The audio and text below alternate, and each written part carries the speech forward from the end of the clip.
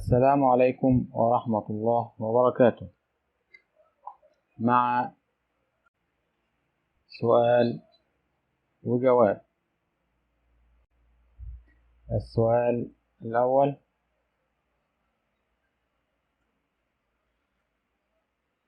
كم عدد الملائكة الذين يدخلون البيت المعمور يوميا؟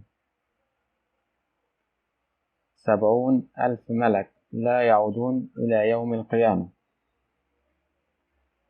السؤال الثاني: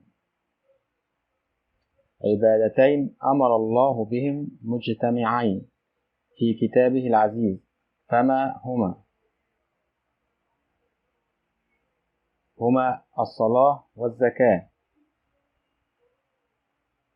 السؤال الثالث: ما هو أول ما يحاسب عليه العبد يوم القيامة؟ هي الصلاة. السؤال الرابع: ما هي الآية التي نزلت داخل الكعبة؟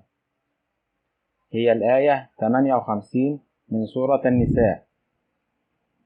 السؤال الخامس: متى حرم الله على المشركين دخول المسجد الحرام أو الاقتراب منه؟ في العام 9 الهجري.